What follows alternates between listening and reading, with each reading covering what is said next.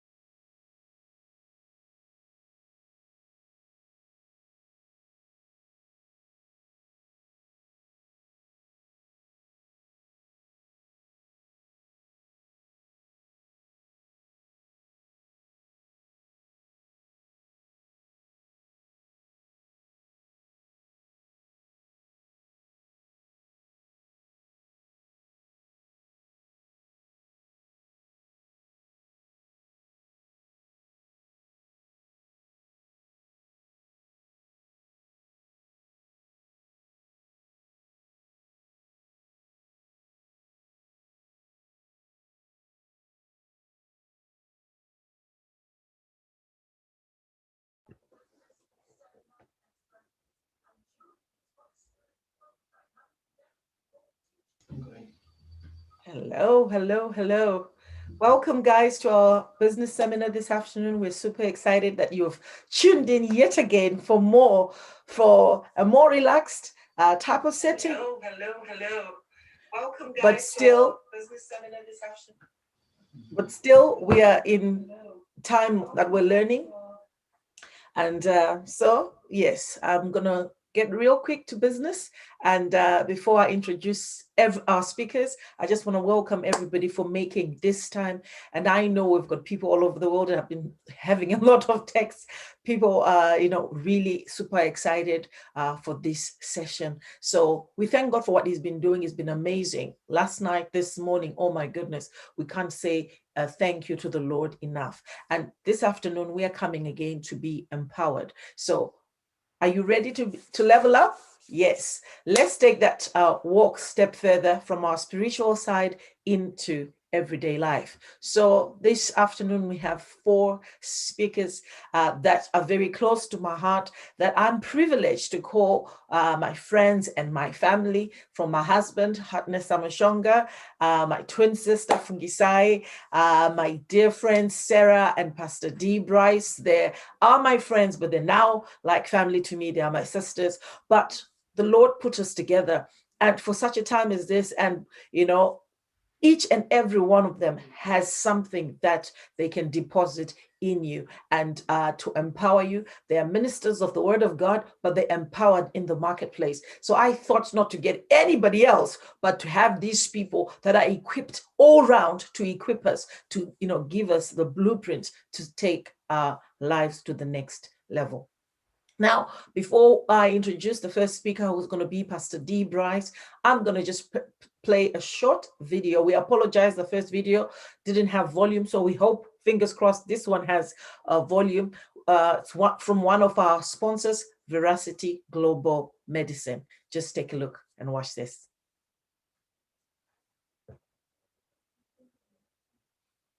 Oh.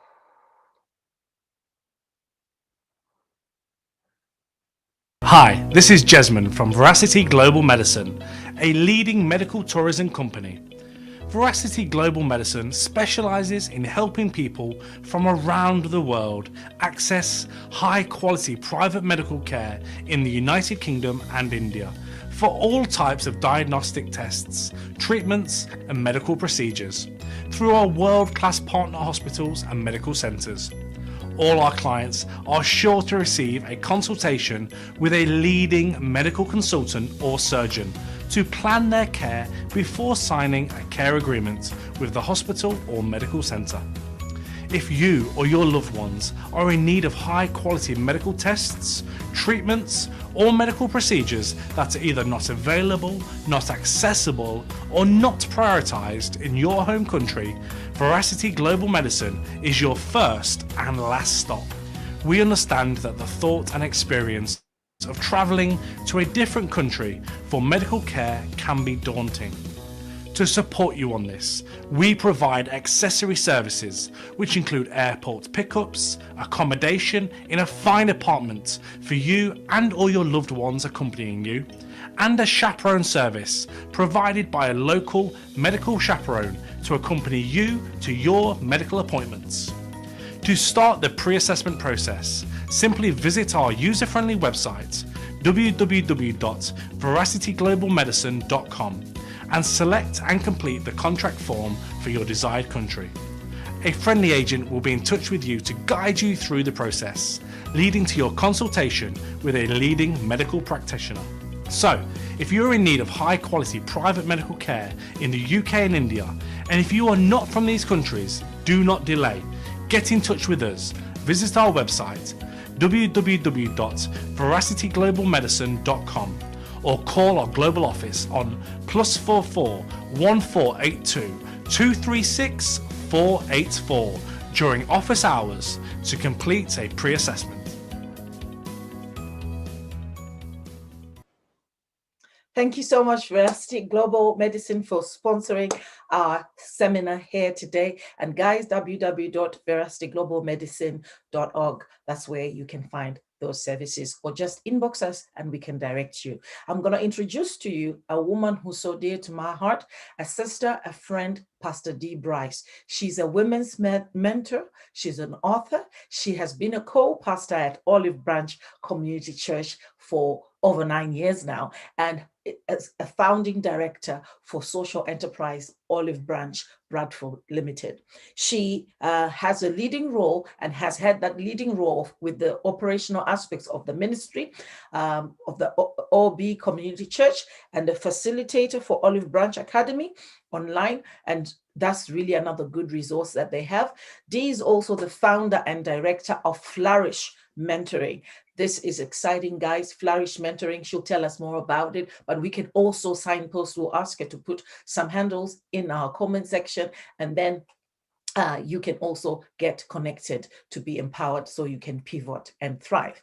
And so Flourish Women is a local women's ministry with an international reach. And Dee has authored 2 devotionals for women, Roses and Thorns. So there's volume 1 and volume 2. So founded in autumn of 2012, Flourish Women hosts and organizes spiritually, socially, and emotionally rich events and learning experiences for women to further their personal growth and to find in the company of other women the wisdom of God for circumstances of life. So she does the coaching and mentorship using the medium of one-to-one or group mentoring, prayer breakfasts, conferences, coffee mornings, spa retreats, and many other events. And Dee's passion is to enable women to express their God-breathed gifts and abilities to see them living well and being fruitful. And so Dee has a wealth of knowledge in people management, career coaching, and is respected for her wisdom and insight. A business management graduate, a qualified guidance practitioner, Dee currently heads up the Grants and Corporate Partnership Department for an award-winning national Christian charity, TLG, Transforming Lives for Good. Today, Dee is going to present the Career Health Check. So over to you, Pastor Dee. We welcome you on the show.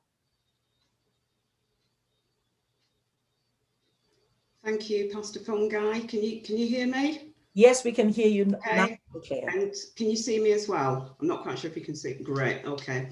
Thank you, Pastor Fungi, for that wonderful introduction.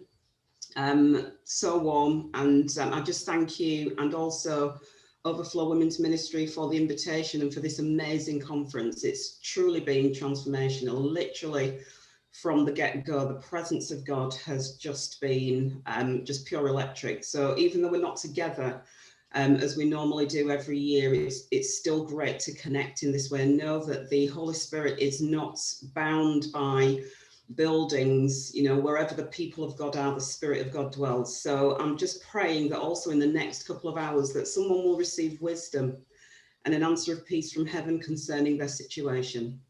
Okay, so I won't introduce myself because you've already done an amazing introduction. So this afternoon, I'm going to take you through a quick fire career health check. So I'll be taking you through some basic principles as a practitioner, but also from my own experience as somebody who's worked for a considerable amount of time. I've worked for longer than I look. I'm actually older than I look. So I've been around for a while and have experienced different workplace settings and different peaks and troughs in my own career. So this session is for one, those of you who are in a post and you might feel stagnated.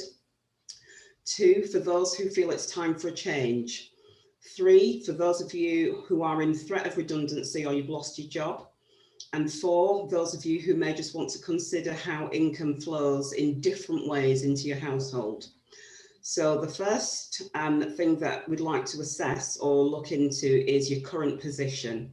I would encourage you, if you haven't got a notepad and pen in front of you, you may want to make some notes. I know this is being recorded, so you can always play back later. But if anything comes to mind that you really feel you need to be giving attention to, then it would be great just to be noting that down. So first of all, number one, assessment of your current position. What is it about the role that you're in that you're not enjoying? Is it the management or the lack of management? I could probably do a whole session on how to manage your boss, the good, the bad, and the ugly. I've seen pretty much all of it. Is it the salary that you're not happy with, or is it you? Is it just that you're in a position now where you're thinking, I don't feel as though I belong, or it feels like time for a change? But before you make a decision, just ask yourself the question: when the car loses that new car smell, or you're in your relationship with your partner, when the honeymoon period is over, do you change your partner? No, we don't. So it's just really about looking at whether there needs to be a perspective shift that's required, just taking into account, first of all, the current economic climate as well, and just asking yourself the question, is it the right time to be making a shift? Are there any constructive conversations that you can be having with your manager about aspects of your role that you're not happy with? If you've hit a ceiling in your current role, is there anything about the role where you can bring variety or add more value to the day-to-day? Are there any free online courses that you could be doing or that you could access, or if it's a paid course, if the company will allow that? Can you make yourself indispensable, but at the next level? And I just want to camp here for a little while about just making yourself indispensable in a role, because there are two schools of thought on this one. And the majority of the time, what we're trying to do is to stay in a role and secure ourselves in that role and then never move on. But then there's always going to come a time when you feel as though it's time to move to the next level, and how indispensable you've made yourself is really important. So I've observed over the course of my career where people have made themselves so indispensable that it's actually taken to extreme, and then it becomes detrimental. And I've actually been there myself. And I'm just thinking of a particular role that I had quite some time ago, and I was known as the pantomath, which basically means the person that knows everything, or the go-to person. So there wasn't anything about that role or that department that I didn't know. But the turning point came for me when I was told at the time that I was so needed as the head of that department that the new ops director role that was being created to manage my role and that of my peers was being offered automatically to someone else with little experience, and I had to train them. It's never happened to me again, never happened to me again. And so this thing about making yourself indispensable, if you are absolutely in love with your role and you can see many years in that role, then yes, by all means, to some degree, make yourself indispensable, but still have in mind that you need to be sharing that knowledge and passing it on, or what I call succession planning. Get the knowledge out of your head into work instructions, into flow charts and training webinars for your successor. If you're at manager level, level up your subordinates. And this is not easy to do. A strong manager is able to recruit people who have the potential to be better than them. I'll say that again. Strong managers recruit people who have the potential to be better than them. So it's about having the courage and the boldness to send the lift down. send the lift down for somebody else so that you can succession plan and almost plan for your next level. So don't pride yourself on being the only key holder or the only one who knows how to do a series of tasks at your level, or they will fight you when it's time to leave. I've been there, trust me. Unless you are career or life downsizing, you should always be thinking about how you're going to level up. And there are those situations where you will feel that in your career it's time to make some decisions for yourself in terms of what's happening with your life. A few years ago, I just really felt that God was stirring my heart to start giving back in some way, because for many years I've worked for a variety of employers in different capacities, and know how to bring money in and make profit for the organisation. And I just very much felt this sense of God almost rattling the keys like a caretaker in the role that I was in and saying, it's time to lock up, it's time to shut the shop. And I had no idea how I was going to step from being in a corporate environment and to go into a completely different sector where I was allowed to, or able to, every day wake up and give back.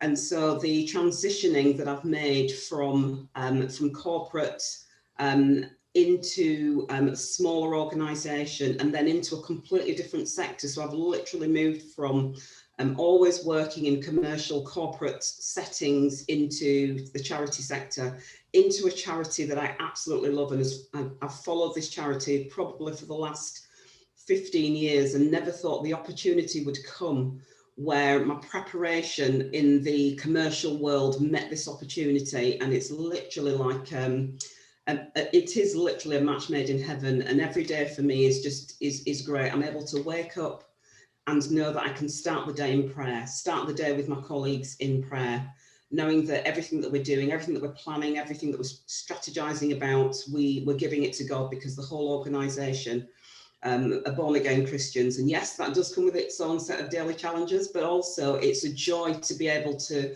know that when I'm bringing money in, it's for a good cause. So I'm still bringing money in, but it's now for eternity. So just be thinking about the leveling up, leveling down. Where am I at in terms of my life, my work journey?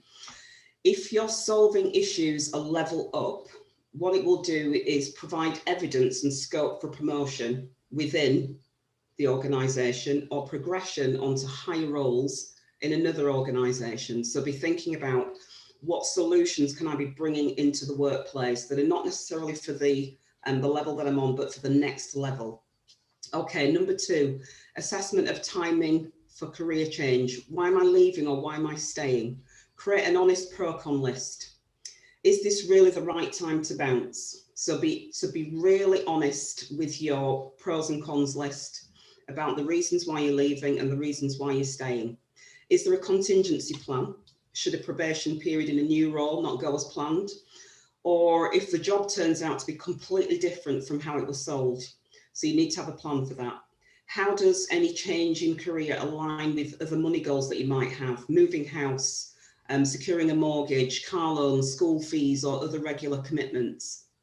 If you're shifting from an employee position to a self-employment position, do you have a plan in place for the lag time in income generation to pay bills and also to secure a mortgage or other lines of credit? So you need to be thinking about all of that as you're planning.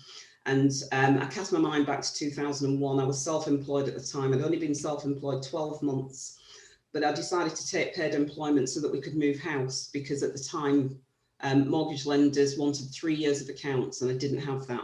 So just be thinking about other money goals that you have before you decide to jump out. Number 3, assessment of prior learning and experience. This is for those of you who are in threat of redundancy or currently unemployed. So I'll ask the question, how is your CV? When was it last checked? Do you have an old CV that's floating around on job sites that needs updating? It's got the last job that you had on. It doesn't have your current skills on it, or it doesn't match the types of roles that you're now going for. So what I would encourage is that you do a CV review every couple of years, even if you're not job hunting, update with your current skills. because they're always changing. There'll always be things that you're learning in your role where your CV needs to be updated. Focus on voluntary work that impacts whole community rather than just church community. And I've got a good reason for saying that, because there's so many different employers out there, and you don't want to be judged before you have the opportunity to sit in front of your prospective employer. And so if you have lots of church-focused activity on there, depending on the type of role you're going for, that's not necessarily a bad thing. But just bear that in mind. Are there ways in which you can show the voluntary work that you're doing that's helping the whole community? Transferable skills. If you're downsizing or jumping sectors or in a competitive market, focus on skills and achievements on your CV before the chronological record.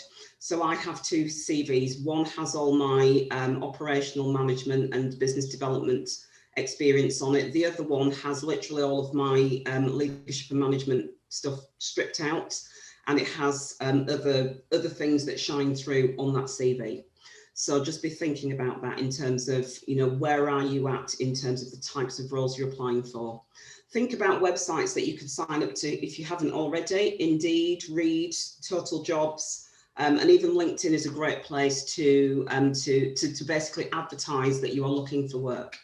Network. I can't say it enough. Not every company advertises their vacancies, and some don't. Some companies don't even know that they have a need for a particular vacancy until you materialise. And I can think of at least 3 times a role's been created for me where there was no vacancy advertised. So talk to people, find out what's going on. Don't feel as though you're pestering. Let people know that you're looking for work. Number 4, assessment of your application and interview performance. If you're getting acknowledgements, great. If there's no acknowledgement, keep going. Not every company will acknowledge applications, and if they're being flooded, inundated with applications, it's very challenging for them at application stage to let you know the outcome of your application. But keep going, just keep going.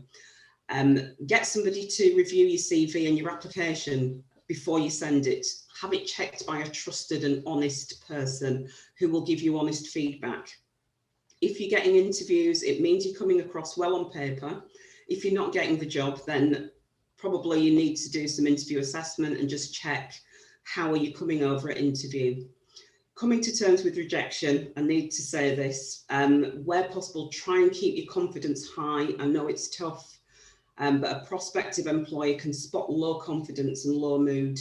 And even though they are sympathetic, they still need to see your energy. They still need you to bring the energy to the next interview.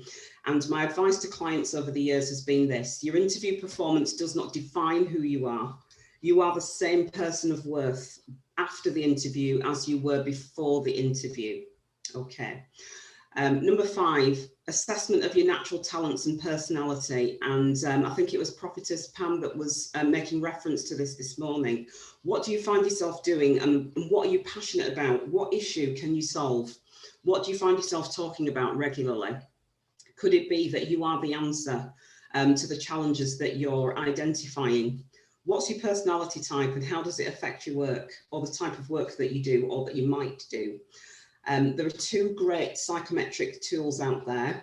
The first one is the 16 Personalities Myers-Briggs, and the other one is Strengths Finder, which looks for your top 5 strengths, because a lot of the time we can feel like we're concentrating on our weaknesses, but the beauty of concentrating on your strengths is that that's where you can put your focus.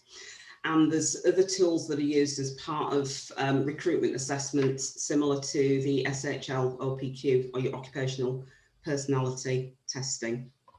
Finally, number 6, assessment of which income streams work best for you. And I'm not going to camp too much on this. It's just to say that there can be different ways that money can flow into your house.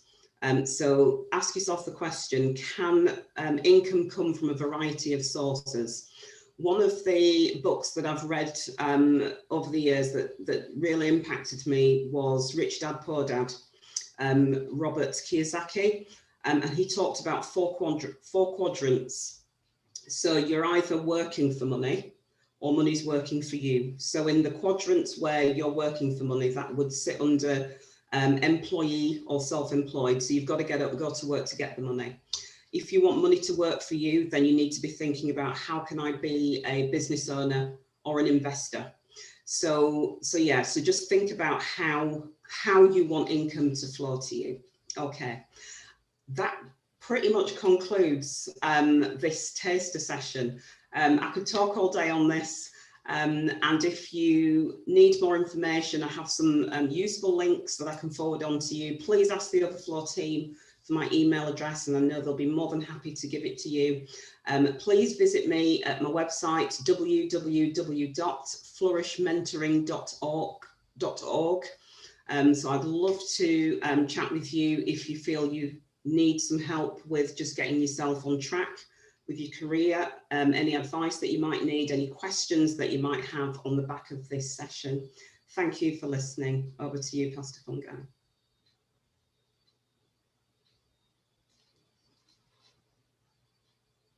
D, thank you so much, Pastor D.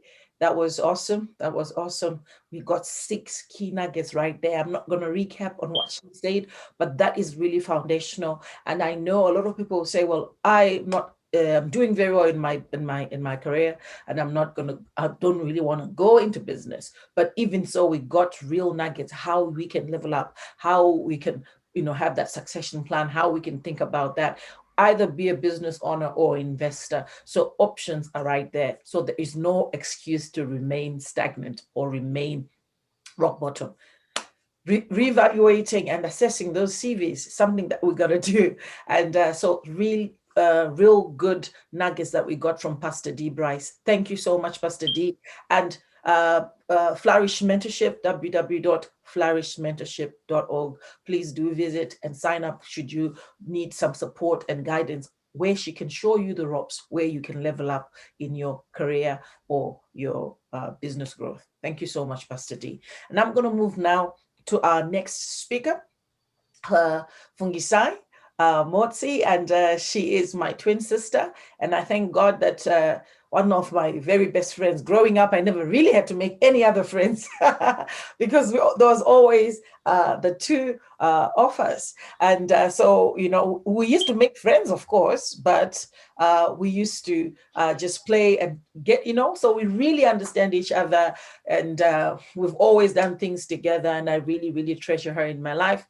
And so doing life, doing ministry, doing business together is an honor and a blessing at another level. So Fungisai is the founder and head coach at Transcended Being.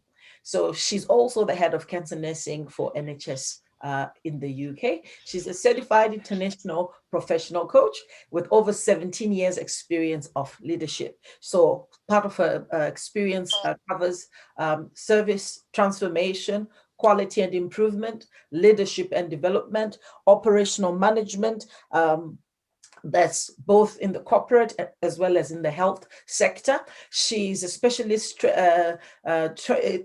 trained registered practitioner for oncology, hematology, palliative care, care of teenage and young adults, and is currently heading up the cancer nursing in the UK. She is an entrepreneur. She is a seasoned mentor. She's a teacher. She's a philanthropist. She loves to impact people in many different ways. And Fungisai is a doer, and she's a giver, and she loves people. She's always pouring out. When you get to any place, perhaps just like me, she's, if there's a job that is doing, you know that she will be on that job. And so her coaching expertise includes transformation coaching, strategic life coaching, business coaching, executive coaching, holistic and health expert coaching, as well as well-being coaching. She's trained in neuroscience, a certified and accredited professional master neuro-linguistic practitioner, and master of EFT, which is emotional field therapy, thought field therapy, that's TFT. And she's a coach practitioner and a group strategic life coach, emotional intelligence practitioner, timeline therapy practitioner, hypnotherapy practitioner, accredited complementary therapist in mindfulness, meditation, and energy. And all that also comes with her zone, as research is the head clinical lead for Macmillan and cancer nursing. So some of those are really things that are really pertinent to her role, but some of it are also part of her business role. She's a fully accredited member of the Association for Coaching and the Association for Professional Coaching and Complementary Therapists. Fungisai, we welcome you on board. Thank you, Pastor Fungi, for such a gracious and warm welcome. And I really appreciate that. And I'm really honored to be here and sharing your platform with us, and just to share some nuggets that we have and encourage each other. So thank you everybody for tuning in.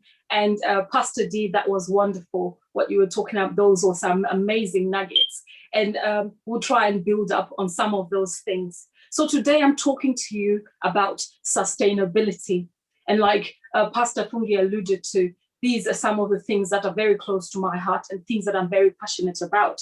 So I'm sharing with you 6 strategies. But before we get there, I wanted to start with this statement that says, our soft skills have never been more important in how we navigate, grow, and sustain our businesses.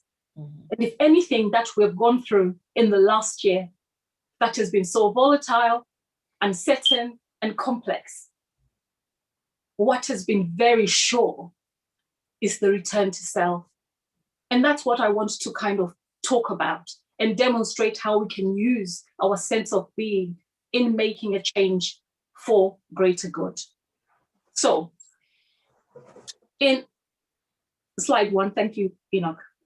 So in doing that, here transcended being, one of our key mantras is that our being is better than our doing.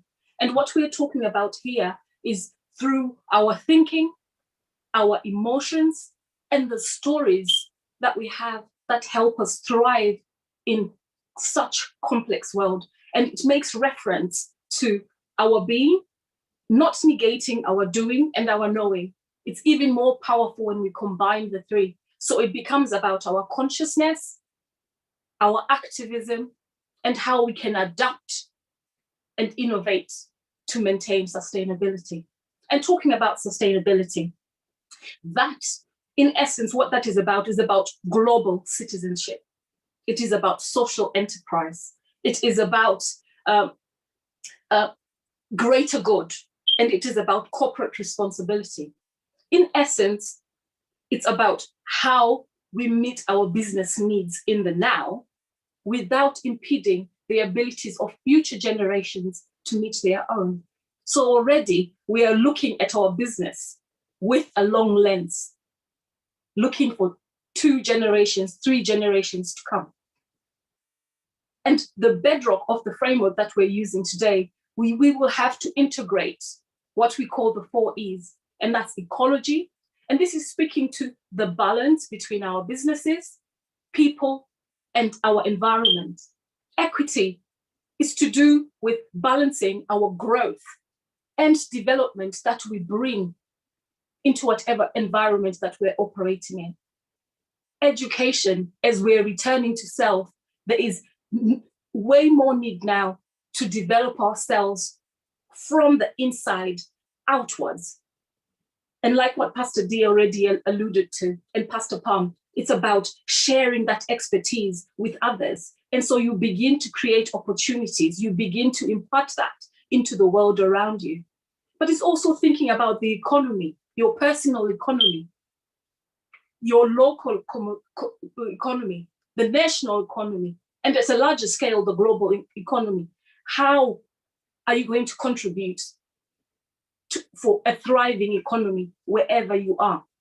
I appreciate some of us have got very small businesses and we're starting out. And some of us have got businesses that are operating at a global scale. But we've got to be able to visualize ourselves playing at the global landscape and using our businesses for greater good. And returning to the self. So our being, our mantra, like we said, is our being is better than our doing. But when we combine it with our knowing and our doing, it's even more powerful. So we move on to the next slide, Enoch. And here we're now talking about the 5 C's. And for me, in my experience of business and the research that we have done, it is very key that consciousness, and this is to do with our belief system. And 3 elements here take place: our spiritual alignment to those gifts, knowledge, and abilities, our mindsets for growth, seeing a world of possibilities, but also our emotional intelligence. The research shows that emotional intelligence is the number 1 most critical skill desired for 2021. But then it also leads us into creativity. Now more than ever, we've got to start thinking beyond ourselves. So beyond our organizations, how we are bringing opportunities into the world around us. Looking at our visions with a very long lens that involves those 4 E's that we just talked about. But it's also about compassion and what we are championing. And we use that in the transformational skill. And at this point, we will then begin to take a whole systems approach. And we take that into our execution. And that's how we begin to become cutting edge and stay ahead of the curve. And we use that to then connect into our management of our ecosystem. So these are systems, processes, anything that help us to bring success into our business environment. So these are the 6 strategies that we'll talk about. Normally, this will be maybe a 4-hour workshop. So we'll try and condense it real quickly and demonstrate how our being can contribute to a great success and sustainability within our business environment. Next slide, please. So in our consciousness, we believe everything flows from the spirit. And if everything is flowing from the spirit, we've got to then tap into that discernment. Every one of us has got that ability to discern and understand what God is speaking and tapping into that transcendent wisdom. So that higher energy, that it begins to inform our knowing, our understanding, and our doing. And when we look at our mindsets, we begin to then undo all those limited beliefs that we might have developed over time. It's also about emotional intelligence. And I love this because I'm an emotional intelligence practitioner, but it's so much about understanding ourselves, our actions, our behaviors, our thoughts, our feelings, and being able to understand what our strengths and leveraging that in the business environment, but also being aware of our weaknesses and doing something proactively, whether it's retooling, reskilling, whatever we need to do to give ourselves that competitive advantage. And then we've got self-regulation. This is where we begin to master ourselves. Being able to manage our environment, being able to manage the people that are around us with empathy, managing our motivations, aligning with who we are internally. And from a business environment, there's so many benefits. The survey that I was making reference to says that employers and business partners would rather partner with somebody with high emotional intelligence than somebody with a high IQ. And what that speaks to is that people with high emotional intelligence are very resilient. They are people that are high performers. They are people that have high impact. And they are people that have got the ability to adapt. And this is where innovation begins to play a part. And so it benefits the organization in the sense that you become a highly competitive organization. You become a very creative organization, but also enables you to be fast growing. And all things that are hallmarks of a successful environment. Moving on to the next slide. And we're tapping into creativity now. And I love this. Pastor Reba said last night speak like your daddy. So our language has got to be bold. There's got to be faith. And this morning, Minister Mvami spoke about being a small rock from the true rock. So again, it's all speaking to alignment. And then Pastor Pam spoke about the Zoe life, abundance, life of no limitations, where it's a world of possibilities. And I always say, speak to your end, because when you speak to your end, you are able to see and use your physical imagination. What does that look like? What does that feel like? What am I hearing? And when you begin to do that, you invest in your senses and your emotions in it. And it becomes something that is meaningful and powerful. And I like Isaiah 27. It talks about when the descendants of Jacob have taken root. And this is what Bedrock is all about, taking root. When we have taken root, they will bud and will blossom and fill the whole earth with fruit. So this is the viewpoint that we've got to have a creative imagination that is bold, that is audacious, drawing on faith. And faith then becomes the raw material with which we manifest what it is we want to see. So it's about going beyond, like we said. So bringing the elements of sustainability, the ecology. How are we balancing that with our people and our environment? How are we using our business as a greater good so we can have diversity, inclusion, eradicating poverty, reducing our carbon footprint? So all of these things come into our vision. And our vision, all of a sudden, it moves from a 5-year plan, 20-year plan.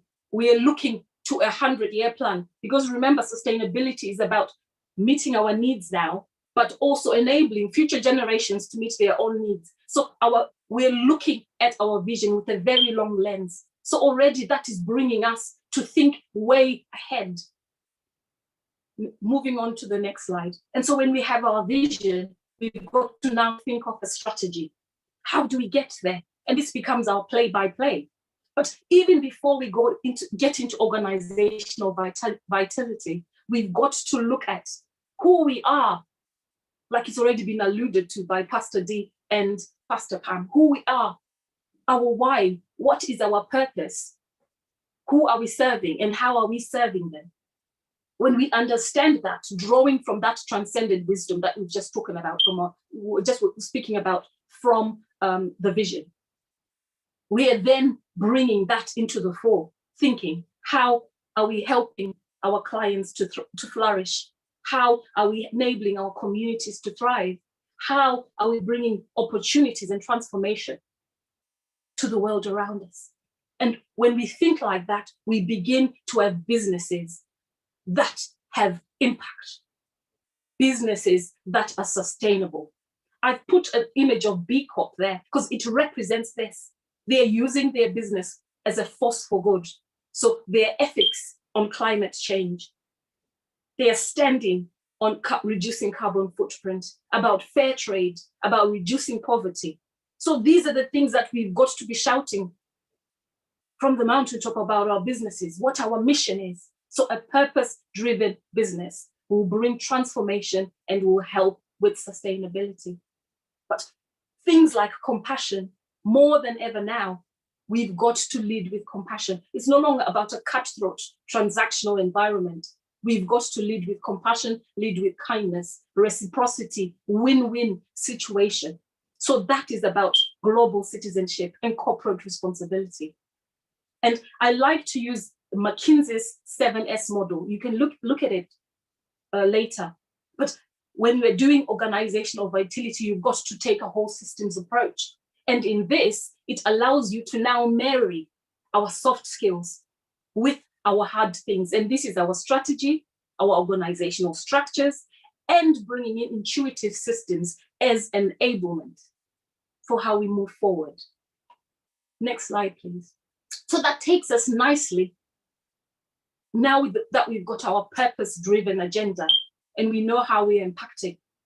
So strategy is no good on our phones, on our laptops, in our notebooks. We've got to be doing something. So the best thing about strategy is execution. 80% of the success comes from execution. And this is where cutting edge and innovation comes through. And for me, you have to have your clients as the bedrock. How are we adding value? How is it relevant to us, to the world at large? But 3 key things then become very important here. Leadership. So the Bible says, do everything that you do as if you're doing it to God. So when you're working from that standard, you're already modeling excellence. And what excellence does, it attracts. People want to be associated. People want to be affiliated. So already it begins to open doors and opportunities. One, for you to continue to grow, but also for you to impart the wisdom that you've got into others. And so naturally, you're growing your workforce, you're growing your organization. But also, it's about influence. Pastor Pam spoke about this earlier. It's about influence. And already you have started creating a culture of excellence, a culture of emotional intelligence, a culture of creativity, and a culture of commitment. Persistence. If you want to hashtag that, that is the key word here. Persistence. Continual reinvention. That's how we will stay ahead of the curve. Coming into our next slide, we then look at how are we managing our ecosystems. And so, like we've already said, this is about processes and systems that we've got to sustain our businesses successfully. So for me, this is about 2 things: presence and being present. And presence is about our energy. Have you ever been into a room where you've encountered someone and you think, wow, we connected? It was as if we've known ourselves for a long time. And equally, you would have met people that you just kind of said, well, I don't know, they didn't say anything bad. I didn't get a good feeling around them. So we've got to do something about our presence. And prayer, alignment with our higher self, allows us to have that energy. But there are also some practical steps: mindfulness, things that just help you to refresh before you get into a meeting, before you go for something that is a serious engagement. Do something to clear your energy. A quick walk, change your disposition, speak your affirmations, lift your spirits, because your energy is the first thing people encounter about you. 2, being present. When you're present, you have got clarity of mind. That means the things, elements of building relationships we talked about, elements of empathy begin to then come to play. You are able to connect with people at their deepest level. When you do that, you're able to understand what the concerns are. And when you understand the concerns of your clients, you've hit the jackpot, because you now know what it is needed for you to move further, for you to move your product, for you to move your service. And you can now respond to those things. But it's also about our environment. They say if you're dreaming of something you can do on your own, you're not dreaming big enough. So as we're scaling up, we're going to have to collaborate. But you just can't collaborate with people that you know. So it's about being intentional and fostering and managing those business relationships. They become your support system, professionally and personally, people that champion you, equally people that hold you to account. But also, it's about reevaluating that. They say if you're in a room and you're the best expert at whatever you're talking about in there, you've outgrown that space. So it's time to then look at what other environments are available out there. How can you tap into that? It exposes you to different ways of thinking, different ways of doing things, and most importantly, different ways of opportunities. So you are not leaving anything on the table.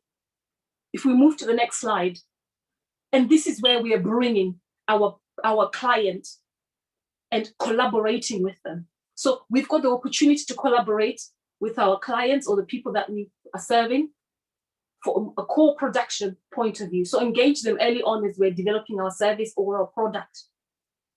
But also, it's how we get that message out to them. So that becomes the persuasion strategy.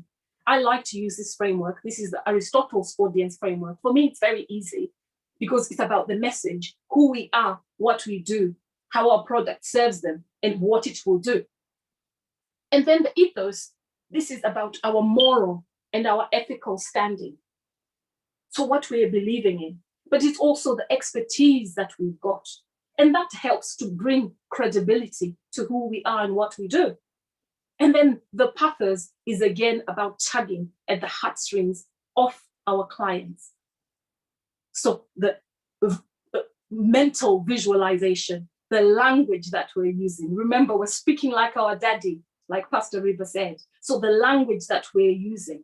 But most importantly, what we need to remember and bear in mind, people revisit their experiences. So what experiences are we bringing to the fore? People revisit their experiences, share their experiences. So these people will become your champions and influencers about your business.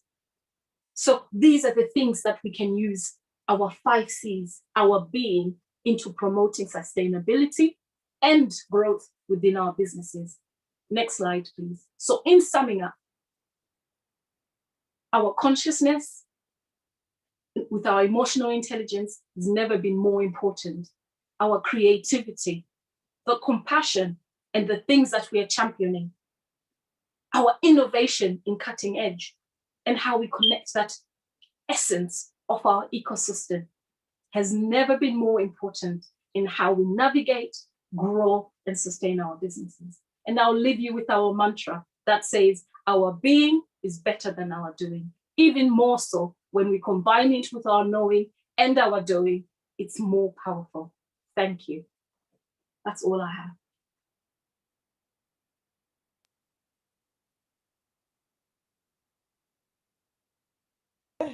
Oh, that's really good, Fungisai. Thank you so much. Excellent presentation. Guys, we are getting, this is good stuff. People pay thousands to hear what Dee just said, to hear what Fungisai just said, and we are getting it for free on this platform. Don't think it's cheap. This is good stuff. This is amazing. And oh my goodness, thank you so much, Fungisai, for accepting and sharing your wisdom with us. I'm not going to recap on what you said, but that was phenomenal. So guys, we're just going to take a couple of minutes to just show you some of the work that our young entrepreneurs are doing. And if you would like to be part of these young entrepreneurs and you pivot and thrive into your destiny, you can also reach us. And I'll give you more details at the end of the session. But right now, just take a moment, a breather, to digest what you heard, but watch these young entrepreneurs present to us. Thank you. Hi, I'm Enoch, I'm 16, I'm a young entrepreneur, I'm a singer, songwriter, musician, producer. I also mix and engineer songs for other people. And I'm also an artist by the name Five Fams. You can find me on Apple Music, Spotify and other streaming platforms.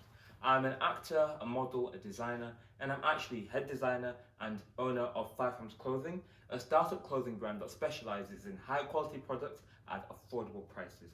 I am also a reseller and distributor, and I have a YouTube channel under the name Five Fams that specializes in YouTube videos for entertainment purposes, really.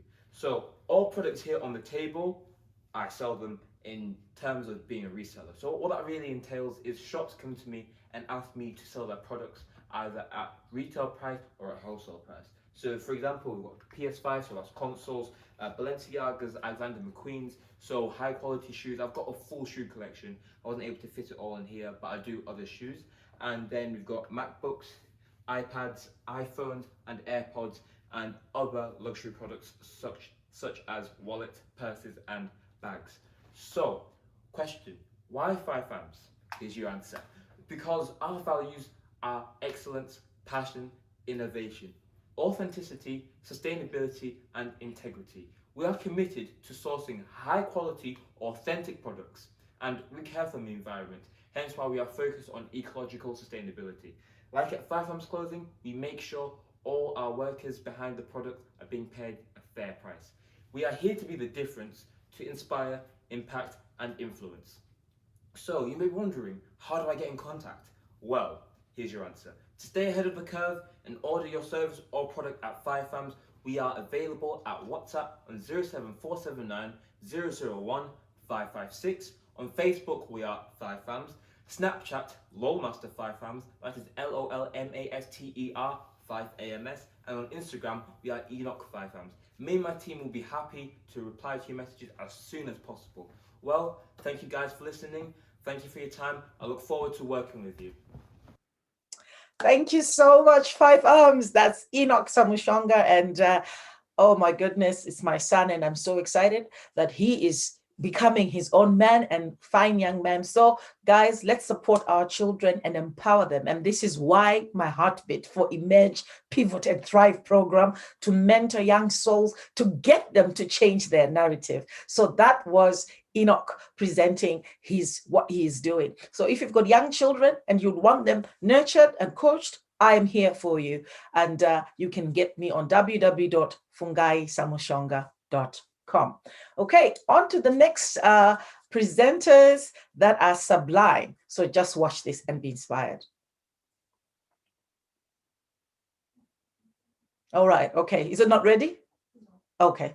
Okay, that's fine. Okay, so the next presenters are going to be sublime. Again, I don't want to preempt what they're doing, but this is what we're doing, coaching people. Now, I'm just going to take this opportunity while this video is getting ready. So, as you know, myself, I am a coach, and should you want to level up, to invest in yourself, or a great coach, or to master the secret to transforming your life.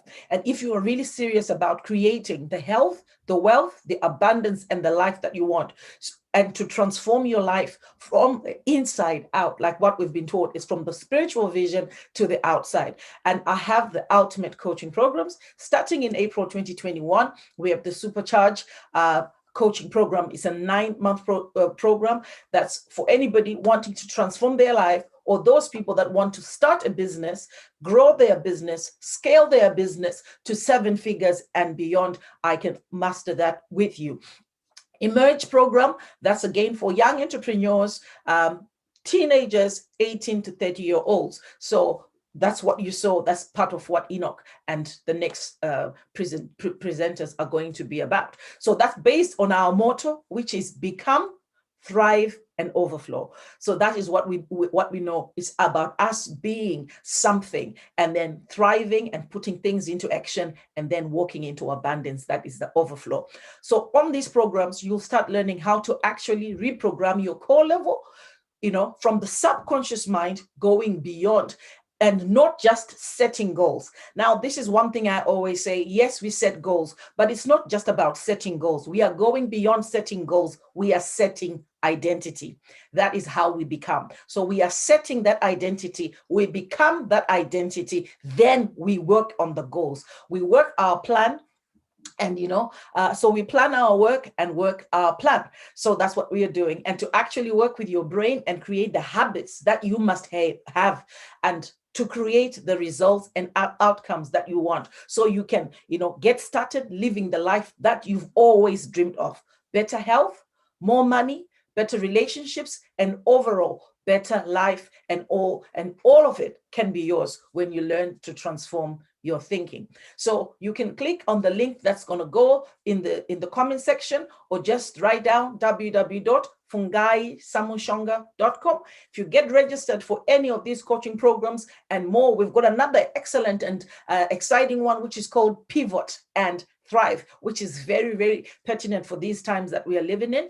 And we'll catch you at these programs: Supercharge, Emerge, Pivot, and Thrive. Thank you so much. And are we ready? Okay, no, fine. I'm going to present the next speaker. And our next speaker, welcome Pastor Sarah on board. And yes, good to see you, Pastor Sarah. You're muted? Okay. It's good to see you too, Pastor Fungi. Thank you for inviting me onto this beautiful, beautiful program, Bedrock Conference. Oh, we are super excited to have you, sister, on board. So now, people, you may know Pastor Sarah. For me, she's a very dear friend. Just like Pastor D, I love these girls so much. And we've worked together, we've cried together, we've laughed together, and we've worked together and championing each other. But they're not just my friends. They're not here today as my friends, but they're here today as business strategists, giving us the things, the practical tools that we need to pivot and thrive in this life. So Pastor Sarah, in summary, I'll say all that she's doing, but she's the founder of Radiate Ministry and My Destiny Inc. She's the organizational psychologist. She's an entrepreneur. She's an author. She's a coach. And so I'll just read so that you can know how she's qualified to be teaching us today. So Sarah is a consultant and organizational psychologist and authenticity coach, specializing in engagement and well-being and focused on motivating and inspiring people to discover their reason for being, vision, and destiny. She speaks on the 5 I's of authentic life, emotionally intelligent leadership, living from the core, and the art of mastering your power. She is a regular speaker at many different events. She speaks globally, and she's a global citizen, must I say, and there is more to add on to this. But one thing I know, that we are going to get good nuggets. And so I'll just hand over to you, Pastor Sarah. And when Pastor Sarah is finished, we'll play that video that we were supposed to play. So Pastor Sarah, please take the podium. And yes, thank you. Thank you, my good friend, Pastor Fungi. Thank you so much for the invitation to minister at this wonderful conference. Thank you for always trusting me. And you know, when someone puts their trust in you, it speaks to something. It draws on the inside to make sure that we deliver and that we're honorable with the trust that's been placed in us. So thank you so much. What a powerful conference this has been. I mean, I was watching this for me where I am. I was up at 1:30 a.m. and I was listening to Pastor Reba last night, calling us back to a place of intimacy. I've been listening to the word throughout the day, and it's just been phenomenal. And the overriding theme that we're hearing at the Bedrock conference is a call, the call to action above anything else is us being called back to our first love. I'm coming back to a heart of worship where it's all about you, Jesus. So the Lord is drawing us back and calling us back and knocking on the doors of our hearts, and saying, come back. He's calling us to a place of intimacy, and he's calling us to a place of growth. And he's saying to us, come up higher. And when we come up higher, there are things that he wants to show us. So it's been a phenomenal conference. Just listening to each and every woman who has ministered today has been an absolute blessing. And then listening to Pastor D and listening to Pastor Fungi Sai has just been wonderful.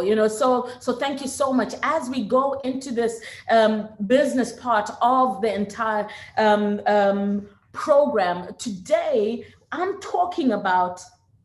what I want to talk about is understanding and increasing your market value. Understanding and increasing your market value. With everything that we've been taught and we've been listening to over this conference, one of the scriptures I want to open with before I get into what I want to teach, James chapter 1, verses 22 to 25.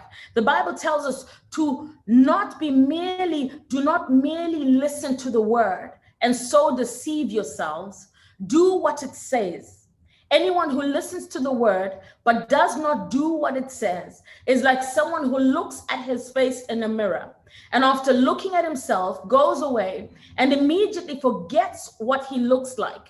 But whoever looks intently into the perfect law that gives freedom and continues in it, not forgetting what they have heard, but doing it, they will be blessed in what they do. And the reason I've shared the scripture is that throughout the conference from last night and throughout today, we are hearing the word coming. And what the Lord is doing, he's calling us back to a place of intimacy, but he's also calling us higher. Never in the world, at least in the time that we live in, have we ever had a time like the time we're in now, when there is a call for us to express the the various giftings that are on the inside of us. We've had churches in most parts of the world shut down and closed for the greater part of 12 months, and it seems to be going on in some jurisdictions. And so what that has done, it has caused us to hunker down and draw down into some of the giftings that are on the inside of us. And one of the things I'm really passionate about is about women beginning to understand that they also belong in the marketplace. They have a place at the table. They have room in the marketplace. Ladies, if you're out there, I want to encourage you right now to put on your heels. You will need shoes at the Bedrock conference because there is a lot of glass in the house. Basically, what am I saying? The glass roof has completely been smashed. We are rising. We are going higher. There's glass all over the place because we refuse to be held back. So you will need your heels, ladies, for where we are going. Ladies, I need you to understand you belong in the marketplace. I need you to understand that your role is multi-dimensional. You come in as a woman, as a mother, as a sister, but you also come in as an executive. You come in as an entrepreneur. You come in as a nurse, as a doctor. You come in as a physician. You come in as a teacher. You come in as a consultant. You come in as a psychologist in my case. We are called to so many different jurisdictions and so many different offices, and never has there been a time like now that we need to draw into all those giftings that are on the inside of us. So I want to talk about our market value. As a young Christian adult, I believe that capitalism was a huge scam and that every big business was shady and just a taker. But I've since discovered that business is a kingdom principle.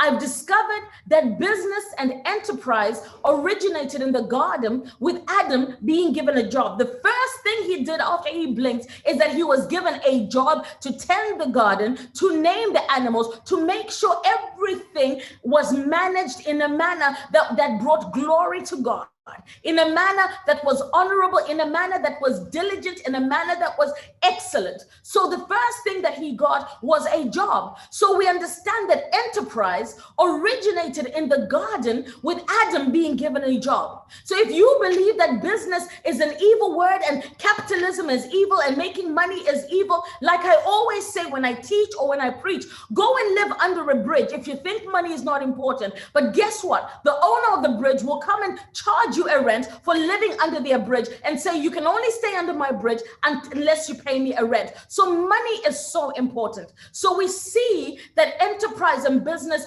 originated right from the time we stepped onto the earth. When you look at the Tower of Babel in the book of Genesis, it represents enterprise and collaboration and unity. The Tower of Babel shows us people being enterprising, people collaborating, people uniting to build something that was bigger than themselves, people uniting to build something that had legacy in it. So someone provided the building materials needed to raise that mammoth structure. We understand that someone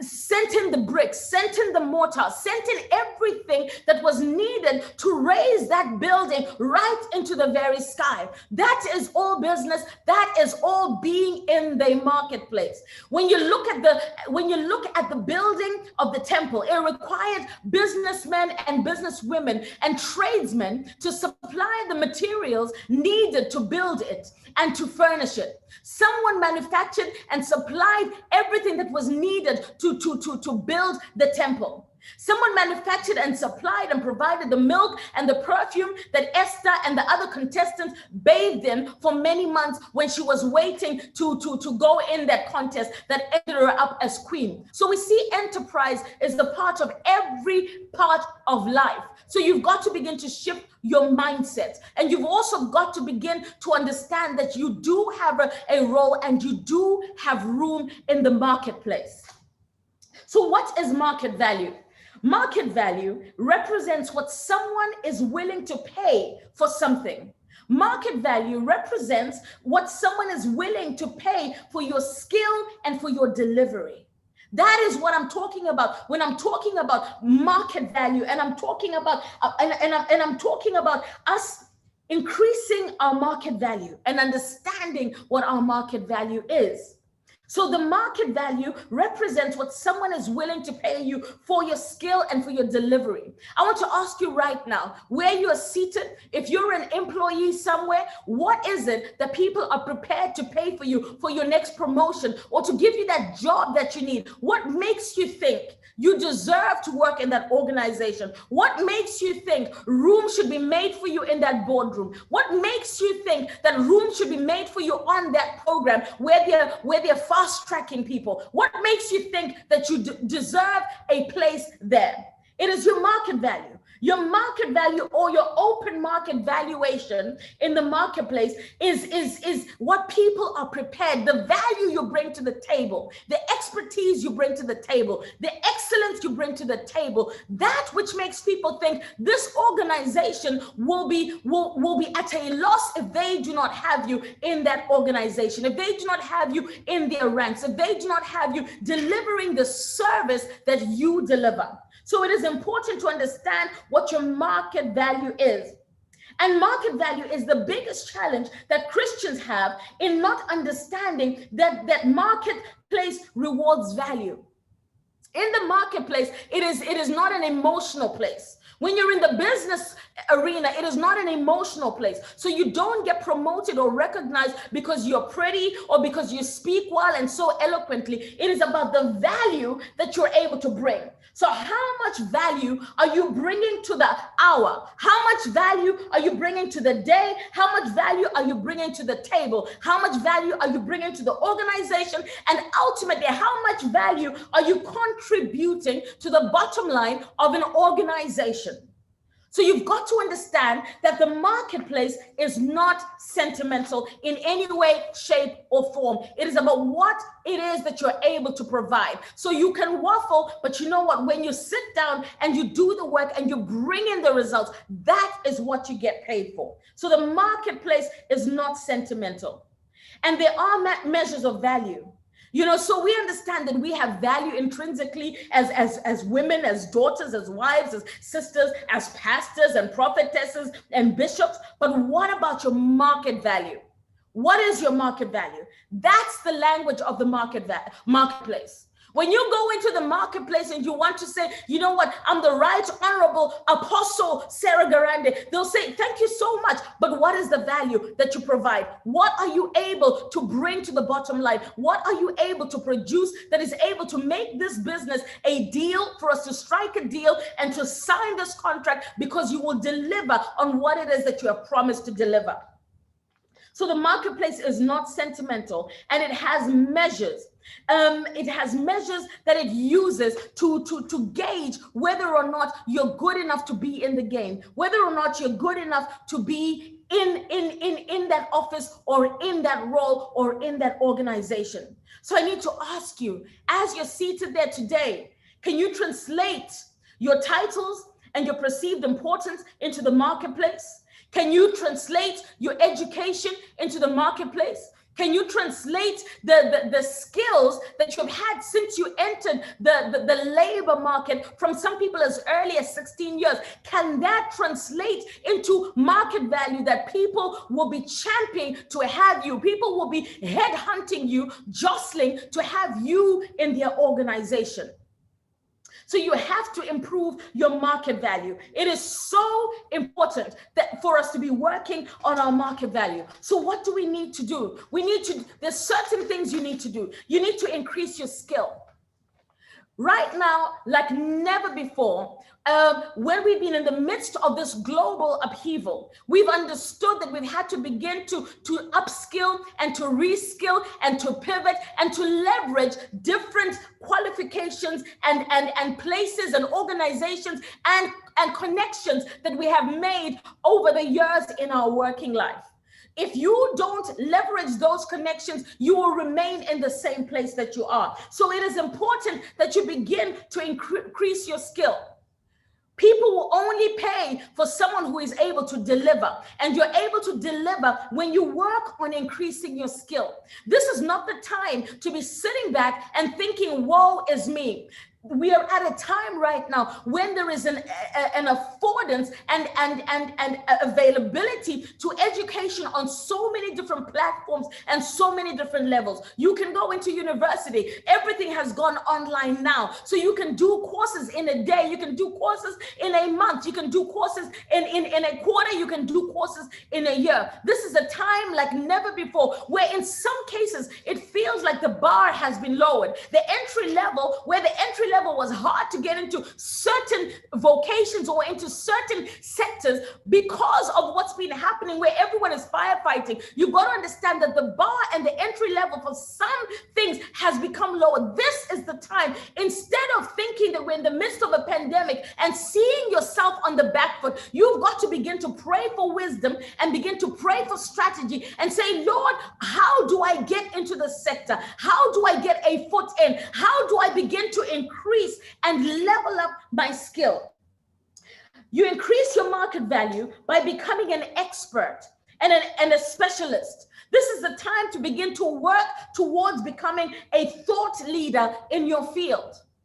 It is no longer enough just to say, I did my IT course in 1993. I did my nursing in 2005. This is a time now that we begin to work towards becoming experts and specialists. It's a time for specialization. Are you a thought leader in your field? Those are the things you need to begin to be working towards, and working towards becoming a thought leader, becoming the one that they come to when they need to know anything about psychology, when they need to know anything about industrial and organizational and occupational psychology. Will they come to me? When they need to know anything about coaching, will they come to you? When they need to know anything about what is happening in medicine right now, we're in a place where we need to know. And we've got some pertinent questions. You'd rather go to a thought leader in that field and not just to any person. So this is a time to specialize. The Bible says in Proverbs 22 and verse 29, do you see a man skilled in his work? He will be stationed in the presence of kings. He will not stand before obscure men. So when you become skillful and you become a specialist and you become a thought leader in your field, the Bible says you will be stationed in the presence of kings and you will not stand before obscure men. So when you become excellent at what you do, that is what opens doors for you. That is what opens doors for you. Another thing that increases your market value, added onto that Proverbs 22 and 29, diligence. Diligence has a compound effect to it that leads to a tipping point. If you are diligent in what you do you see a man skilled? Do you see a man excellent? Do you see a man diligent in his work? He will be stationed in the presence of kings. So you keep on doing, keep on increasing your diligence. It has a compound effect. And you may be sitting in your house right now and thinking, I've been working in the background and no one knows me. God has a way of bringing you, whilst you've been diligent in the background, no one knows what you're doing. He has a way of bringing you to the front. He has a way of bringing your name to the top. He has a way of promoting you. Stop looking to man to promote you. Stop looking to your senior manager to promote you. Stop looking for that supervisor who doesn't like you to promote you. Yours is to do your work, become excellent, and then put everything else to God. So work diligently at compounding the giftings and the skill sets that you have, and that will bring you to a tipping point. Always remember that the marketplace rewards value. Value is what the marketplace understands. It is what the marketplace, that is the language of the marketplace. The marketplace rewards value. What does having you in an organization add to the bottom line? What does, right now, as you're sat there in your house, what does having you in the NHS or whatever organization you're working in, what does that add to the net income or the net profits? Or are you just another number? Are you just another number? Or are you specific, and are you a specialist, and are you working towards being a thought leader in your field? Do you have the value that requires the payment for what it is that you're bringing? leverage your qualifications. Leverage your qualifications. I'm giving bold headlines here. These are sessions that normally take, this is a 2-hour session. So I'm condensing it and I'm giving you bold lines, bold headlines. So leveraging your qualifications. When you're excellent at what you do, you harness the power to influence a person or a situation or an organization or indeed an entire industry and a nation. We keep on hearing right now in the news that the specialists have said this and the specialists have said that, and sometimes it makes me wonder what made them so specialist, because they're giving conflicting information at the moment, but when you leverage your qualifications and you become excellent at what you do, you harness the power to influence not just a person or an organization, but indeed an entire nation. Right now, we have the entire nation in the United Kingdom hanging on what the specialists have said, what the latest update is on COVID, or the latest thing is on this strain, what the economy is saying. There are people who have leveraged and become so excellent that we all wait to hear what they're saying about the economy, what they're saying about the next 5 years as we recover, what they're saying about the next 10 years. And if you've heard any of my sessions, I heard the Lord say to me at the beginning of last year that we have entered the decade of resilience. And the next 10 years, as we head towards 2030, as we begin to work at recovery, as we begin to work at having people's minds healed from the trauma of what we've all endured over the past year, what we've all endured over the past year, we are going to need people that we can trust. We're going to need thought leaders that we can trust. We're going to need people who we can call upon, because we know that we can trust their level of excellence, their level of diligence, their level of research, that their research is cutting edge and it is relevant. In times of recession, when the world screams scaling back, I want you to think increase. We're at a time that, yes, the decade of resilience, but the decade of resilience does not necessarily mean that you have to fall under and that you have to be on the back foot. You've got to begin to speak to yourself and tell yourself that even in the midst of a famine, like Isaac, I shall reap 100-fold. So in the time of a scaling back and recession, and the world is screaming that we're going under and is talking about frugality, I want to encourage you to begin to think of revenue generation. Think revenue generation.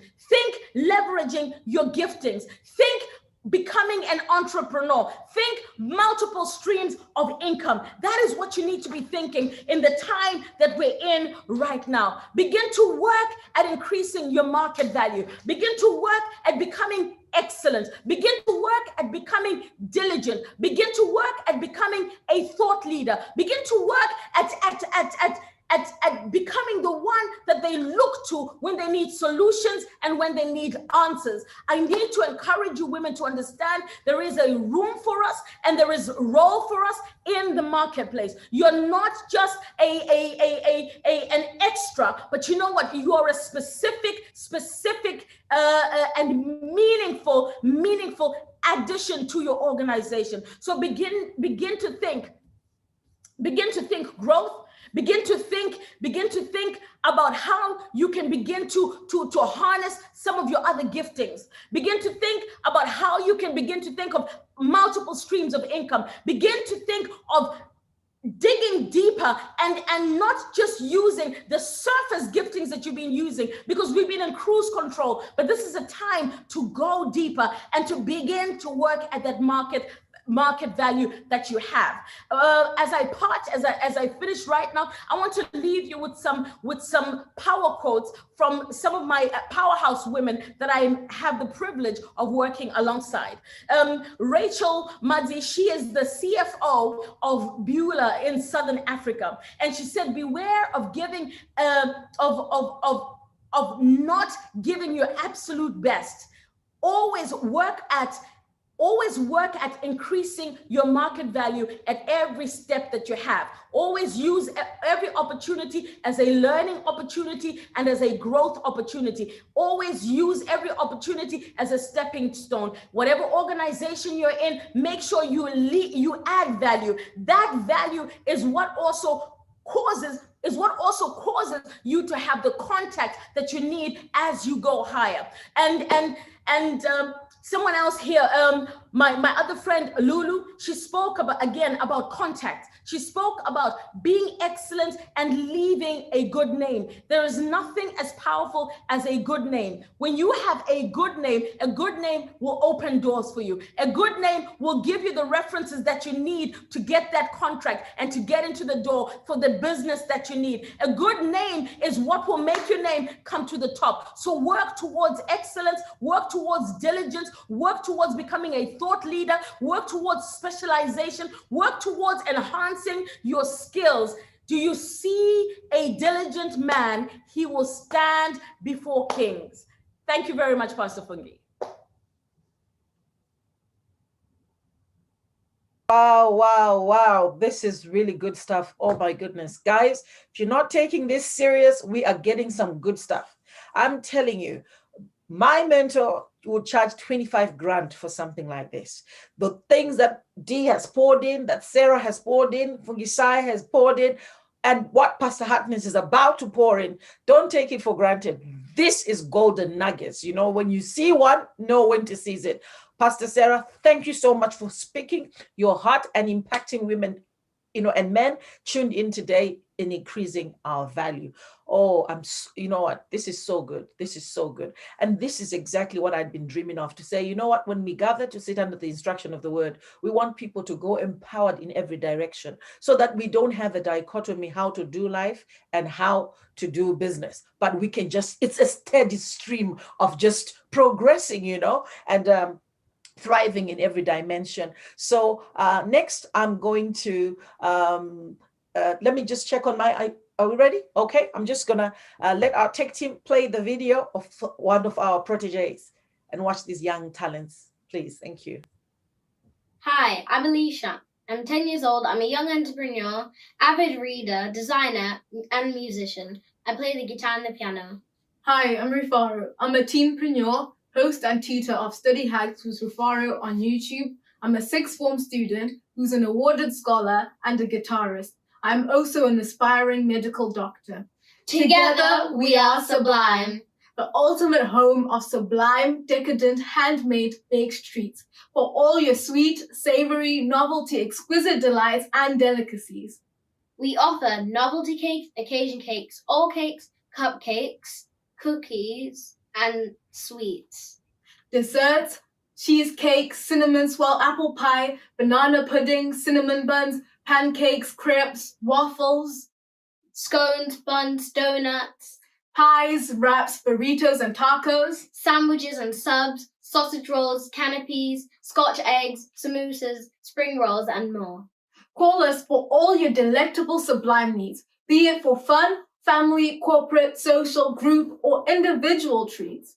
We cater for special occasions such as parties, birthdays, engagements, weddings, dedication, baptism, Valentine's, anniversary, retirement, graduation, new baby, gender reveal, bridal and baby shower, or just anytime treats. For the boardroom, office party, high tea or afternoon tea, picnic, lunch snack, daily delights, gifts and treats.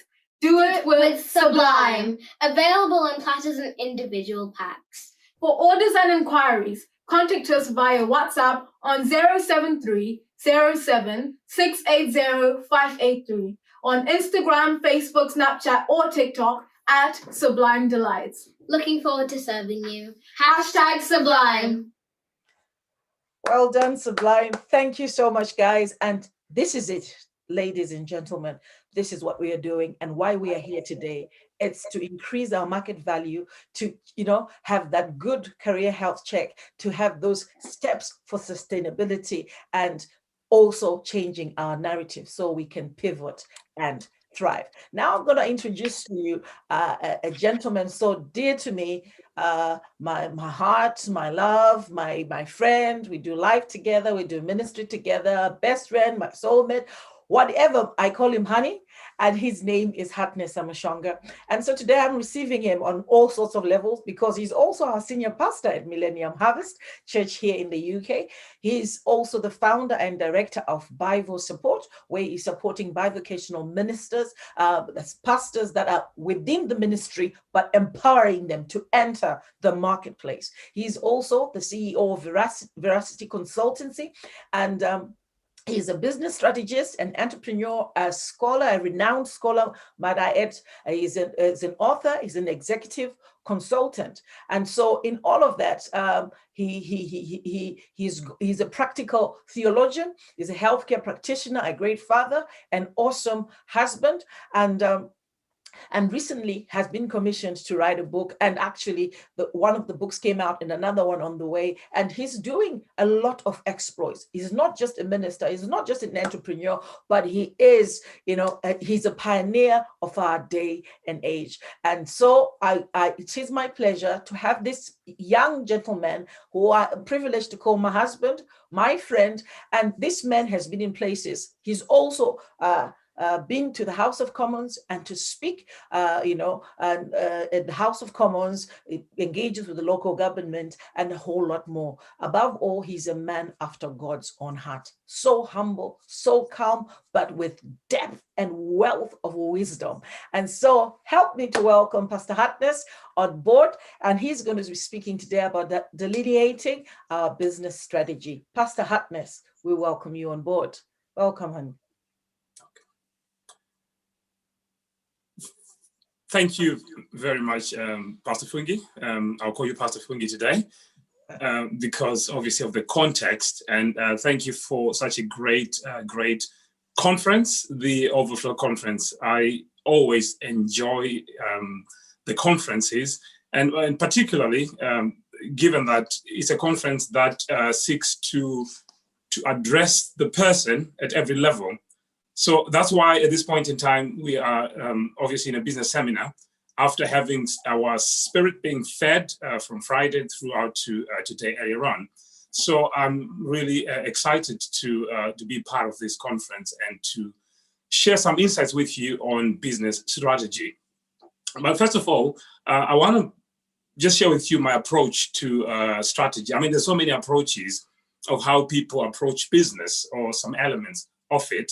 So in fact, this session I've titled it Delineating Business Strategy. Obviously, delineating is basically explaining something. So that's what I will be doing in the time that I've been allocated. I mean, like every one of the speakers who've come before me, sessions like this will need like a full masterclass. But certainly, I believe you're going to walk away with something that's going to help you in real life. So I approach the subject of business strategy. It's one of my very passionate subjects, actually. And I approach it from a balanced perspective, from practice, but also from theory and research. So from my practice perspective, I mean, I spent many years in corporate management. And over the years, I've started and I've run a few types of businesses. And in the last few years, I've been consulting for businesses, company owners / business executives on aspects of operations and strategy. And from the other perspective, I'm a postgraduate of management and business research. So I bring a research dimension and theory so that we can have a balance there. I know some people are research, but just hang on. I'm sure you're going to see the benefits of that, because what research basically is studying the trends of business and approaches. So we bring that knowledge into practice. So even some people are skeptical about research. They actually love research because they drive cars, which are obviously a product of research. So I'm speaking, as I said, on business strategy, which can also be defined as business design. And it's quite critical and interesting Why do I say it's critical? It's critical because for every business enterprise or even an initiative of whatever size, in order for it to achieve sustainability and success, it needs to have a strategy of some sort. You know, I talk of sustainability. It's not a one-day success. It's a success that's actually ongoing. So that's why I say business strategy is quite critical, because it's there to support sustainability of business. I know we do have a varied audience, which is expected. Maybe somebody will be saying, I haven't started a business yet. I'm actually thinking about it. Somebody might be saying, I'm actually already in business. I'm turning over hundreds of thousands or millions. But I can assure you that this is going to be relevant for you, regardless of what level you are, and because this is going to be good stuff, okay? So I've already said why I believe it's critical to have business strategy. But let me just tell you why I believe it's quite interesting. And it's not just me, it's many other business consultants around the world. They share this same perspective. First of all, it's quite easy for someone to enjoy a level of business success and then assume that they already have an excellent strategy, okay? So you could be in business already and enjoying some level of success, and it's quite easy to assume that you have an excellent strategy and maybe not even bother about formulating one or even improving it. And some people say, I go with my gut feeling. I meet lots of people in business. They say, I go with my gut feeling and I don't need a strategy. But actually, in essence, some of that gut feeling is actually some form of strategy, which has just not been formulated, okay? And there are some who say that we do have a business strategy, but in reality, it doesn't fit the definition of one. It's not quite a business strategy. And at this point in time, let me just say there is a huge difference between a business plan and a business strategy. So what do I mean by business plan? Is that almost general template kind of document where that describes your business. It comes with your objectives, your financial forecasts. These are the sort of things that the financiers would be asking you for. It has its role within business. It's a good tool to have, but it's quite distinct from having a business strategy, which is what we are talking about. And the final thing I'm going to say on that before we move on, there are some enterprises that have, by definition, a business plan, but what also we've observed, as I said, this is not a new phenomenon, that some businesses have a very good business plan. I'm saying good in quotation, but it doesn't translate into the practical. So you could have like a big document, which is called a business strategy, but it's very, very distant from what it is actually supposed to achieve. So in some cases, people, when they have a strategic plan, they call that a business strategy. So there's a difference between the execution and actual formulation. And I mean, I'm going to quote one of the scholars here, that when you confuse the two between a business strategy and an execution plan, it does create what has been described as sloppy thinking or sloppy decision making, but also sloppy actions for the actual business itself. Now, you might be wondering where I'm going with this, and probably you'll be asking this question: what is a business strategy? What is a business strategy or a business design? Now, like many concepts, there will be no one definition, okay? So over the years, there's been research, debates about what that actually means. Over the years, I'm talking about internationally, and you have people in business, we call them practitioners. You have people actually in the research field who are going to see what's happening in practice, and they're analyzing, looking for trends and patterns in order to formulate what we call theory and literature, which we use in the business school. So from a basic definition, a business strategy is how an enterprise creates, captures, or sustains economic value, all right? I know it's a bit of a mouthful, but I'm going to break it down. So it's how an enterprise creates or captures or sustains economic value. What is economic value? Now, this is the best way I understand it. Economic value is what customers are willing to pay for your product or for your service, okay? So what customers are willing to pay for either your product or your service, it depends what it is that your business is trading. And it's the gap between that and what it costs you to produce that product or that service. So it's that gap in between. So the larger the gap, the larger the economic value you have, because you don't want it to be at par, or you don't want it to be the other way around. So in basic understanding, in basic terms, business strategy is how an enterprise creates, captures and sustains economic value, which I've said it is the gap between what customers are willing to pay for your product or for your service and how much it actually costs you to produce that service or that product. So strategy then, what is it? It refers to the things that move these two aspects, right? So you want to move as far high as possible the customers to be willing to buy your product, okay? And you also want to develop that product or service at a lower cost. But I want to underline, when we say lower cost, we're not talking about cutting corners here. We're not talking about reducing quality. We're not talking about reducing safety. We are talking about real quality, safety, good quality, and hence why you have customers willing to pay. Okay, so strategy then is how is the house you get customers willing to buy your product as much as possible, but also how you develop, how you produce that commodity, whether it's a business or it's a service or it's a product, and it has to be sustainable. So I underline the word sustainable. It's not about for 1 week it's going to go well. It has to be sustainable. And strategy is what you need to create and maintain that economic value. So in essence, a strategy is choosing to perform activities differently to your competitors. So that's your strategy. So it's conscious, you're actually choosing, you're actually planning it to perform activities, obviously business activities in this context, different to your competitors.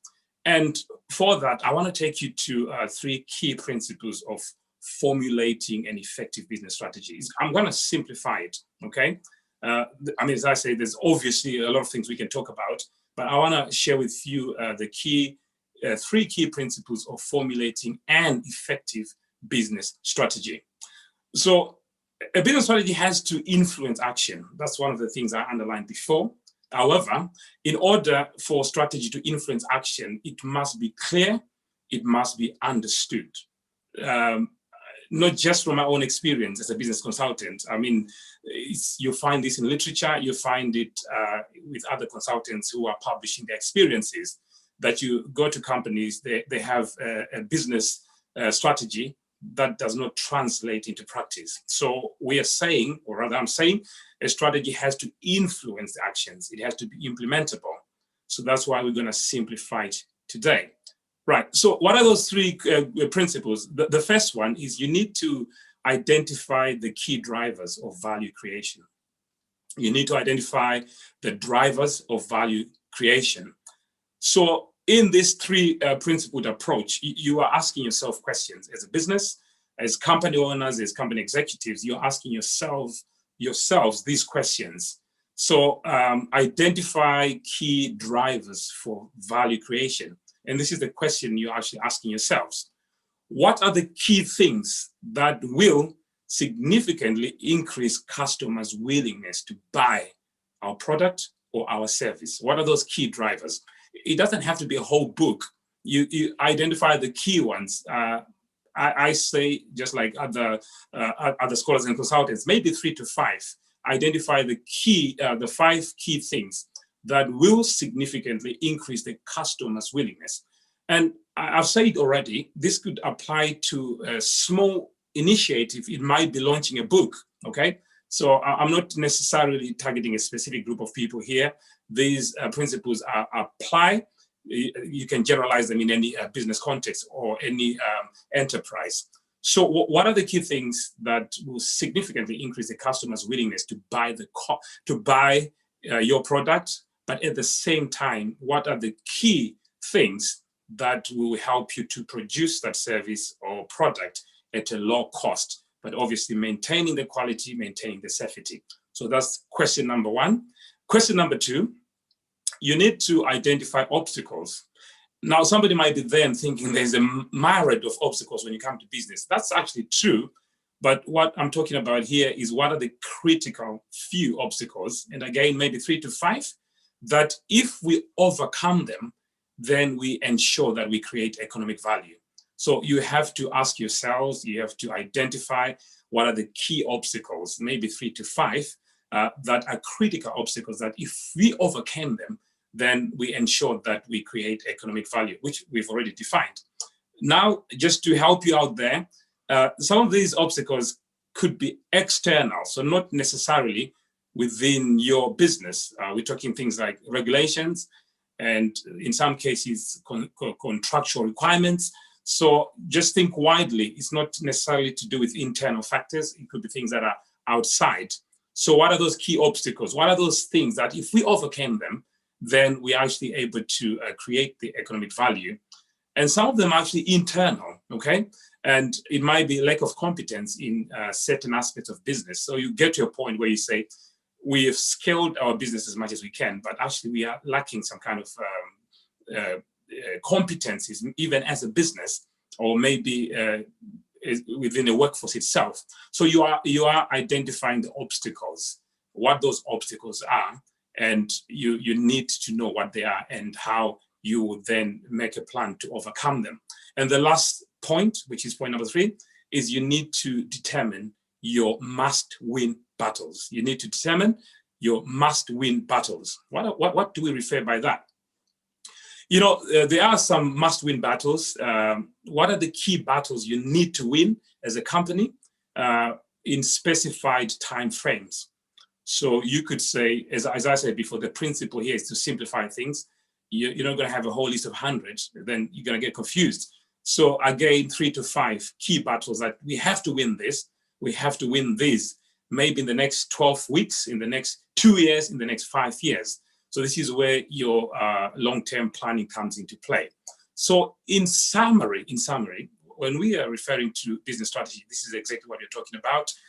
We are talking about how your company, your business, your enterprise, no matter how big, large, small it is, how it creates and captures and sustains economic value, which I don't want to keep repeating because I've already defined that. So, I mean, I know these are quite quick principles, very, very powerful. They're used in practice, but also in some of the most popular business schools around the world. So if you harness them, if you take time as a company, it might be as an individual, if you're running that company by yourself, or as a leadership team, as a management team, where you go through these questions, you agree those things, you tie them down, then you start working towards them. Now, these are the key principles of simplifying your business strategy. Now, I know in most cases, you might actually need some support to critically think through this, because what tends to happen, sometimes you think within a box. That's the language that's being used. So sometimes I understand we've broken them down into 3. Sometimes you might actually need external help from a business strategist or from a consultant. Which reminds me, like a few years ago, I was working in a company, in a corporation, and the company did hire some consultants. I think it was KPMG. They came. So I was part of the in-house team that was part of that whole service review, we called it. And after several workshops with the consultants, then a work colleague, Gary, comes to me and says, Hardness, why do we need a young man from business school wearing a suit to come and ask us questions about our business? Then we tell him the answers. And then all he does is say, he tells us what we've asked him. Why did we do it ourselves? And I said, Gary, the reason is because we never asked those questions until today. We probably don't even know how to ask these questions. We don't have a methodology. We probably can't capture these questions on our own, and we probably won't be able to even implement these actions and be accountable without that support. So there might be time where you might need that support, but just try it yourself. If you think you need that additional support, that's what some of us are there to do. We, as business consultants, get in touch with us, and we'll be able to help you. We will give you a no obligation consultation so we can understand what your needs are. But this is where I'm going to end today, because I don't want to get into the temptation of getting into the whole raft of business strategy, because you get me going when you talk about business strategy. So I hope you found this helpful. These are principles for strategy design or business strategy. And as I said before, if you need support for your business, whatever enterprise, get in touch. We can have a discussion. Get in touch with me through my personal website, which is www.hartness-samushonga.com, or email me at hartness@veracityhealthcare.org. And I'm going to pass you back to Fungi. And thank you for your viewing. Thank you. Thank you very much, Pastor Hartness, for such in-depth knowledge and nuggets that you've given us. I'm not going to recap what you've said, but guys, this is good stuff. People pay thousands to hear this. I'm just emphasizing how rich this content is. So don't take it for granted. Oh yeah, it's Pastor D. Oh yeah, it's Fungisai. Oh yeah, it's Pastor Sarah. Oh yeah, it's Pastor Hartness. But you know what? These people have brought their A game. They are giving us these good things so that we can pivot and thrive. But one thing I know is, don't just wait for the free stuff. Today you got it for free. But one thing I know, invest in yourself. When you pay for it, you pay attention. When you pay for it, you level up. So invest in yourself. You can come to my services, www.fungaisamushonga.com, and I can offer you this. We've got elite programs for executives, for every type of people. Again, you heard Pastor D, www.flourishmentoring.org, and then there's also Transcended Being, and there's Pastor Sarah, My Destiny Inc. There's Pastor Hartness, www.hartnessamushonga.org. So guys, it's not about us being selfish. We are saying, find yourself a mentor, find yourself a coach, so you can level up, so you can go to the next level of that economic value, that market value of your career, as Pastor D has already said, and the steps of sustainability that Fungisai has given us, right? From emotional intelligence to everything else, to execution, like what we've been taught. So this is it for our session today. Thank you so much for tuning in. We'll meet again at 4:30 for our last session, which is our activation service and commissioning service, where we're going to have Reverend Patricia Samushonga and myself, as well as Minister Rose ministry. It's going to be real quick, and then we conclude and close Bedrock for this year. And we'll see you then. Thank you so much.